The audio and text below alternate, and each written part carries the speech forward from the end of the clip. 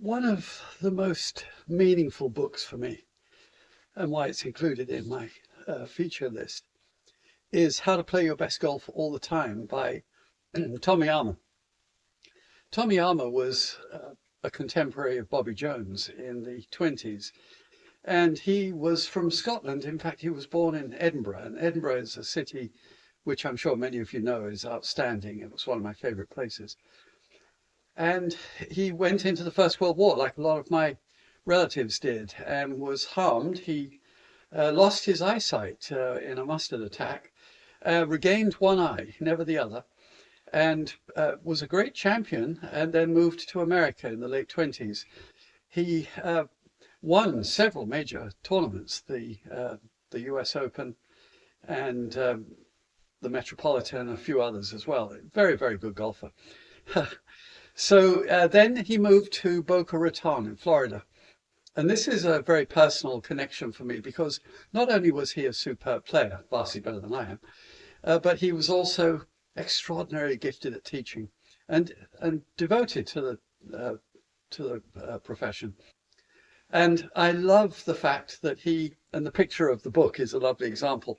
Dust cover, forgive me, is a little bit dog-eared, but you get the idea. He was sitting under an umbrella with a very comfortable chair, a pile of golf balls, and teaching.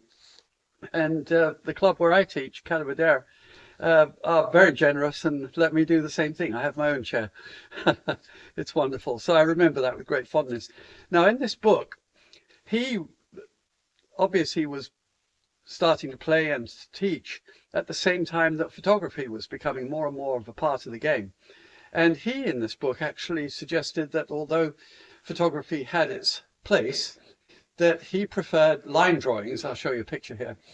And he wanted to unclutter things. Now, photography and looking at pictures of champions is something that I've had mixed feelings about over the years, because I don't think it quite allows the observer to understand the dynamics of what got that champion in that particular position. So you may be able to pose in that shape like a statue, but are the right muscles working to get you in that shape for that fleeting moment that the camera shutter fires?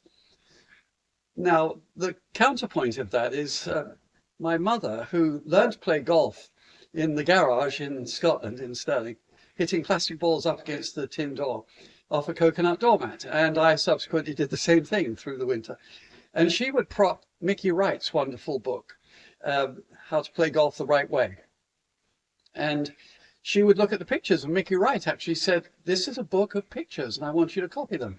So there's an interesting divergence of opinion there, and I think I end up falling somewhere in the middle, because I think that the pictures are wonderful, but I also think that they don't tell the entire story. So back to that sequence of drawings that he did there, he thought that the principal places that needed to be controlled in the swing, not some massive list of positions, but the address position, the stance as it were, the top of the backswing, halfway through the downswing, and then the point of impact.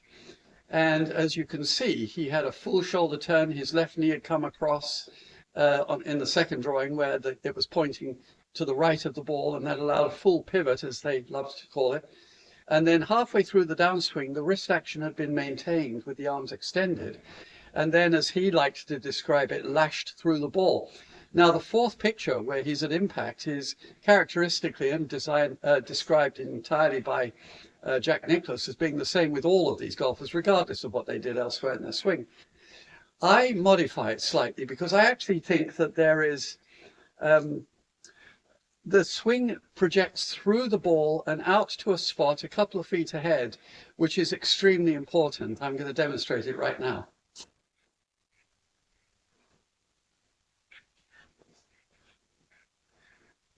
I think of it sort of like a tug of war. The golf club is pulling away from you with centrifugal force, and of course the faster you're able to swing, the more it's pulling, and we have to resist that. And there's a pivot point, and it's not the neck, although I usually, for convenience, talk about it being where the shoulders cross the spine. It's actually probably a little lower. And this pivot point is where an object that is distinctly weighted like a golf club pivots. So think of the head of the club, which is the heavy bit, this balance is right about here, as being the portion of your body and your head above that, and everything below it being the arms and club. So the arms and club are moving fast in this direction, and we want to balance that. This point has to stay still, and if we're to do it correctly, the portion above that, the shoulders, the neck and the head, are actually going to be subtly moving in the other direction from the club. And so all champions go through the ball with their head behind the ball, as the somewhat ambiguous expression describes. And that means that the head is actually to the right of the ball, and I would say even more importantly, moving in that direction, down and to the right. And the important point, the sort of culmination of this tug of war, is this point about 2 or 3 feet ahead of after the ball, and the club is allowed to turn like a gate. Of course, it's arrested briefly by the impact with the ball, and then it turns over because that brief arrestation of the club face is then released as the ball jumps up, and it tends to want to turn because now it can. It's all to do with the muscles. And the way to check it is to imagine hooking the club under this chair here and leaning back and saying, I need to be in this shape after I hit the ball. Am I balanced? You'll feel that your weight is mostly on your left foot. The right one has lifted a little bit. And you can balance yourself in that shape. And that's the place we're trying to go to. So essentially the same thing, but just slightly modified from what Tommy Armour preferred.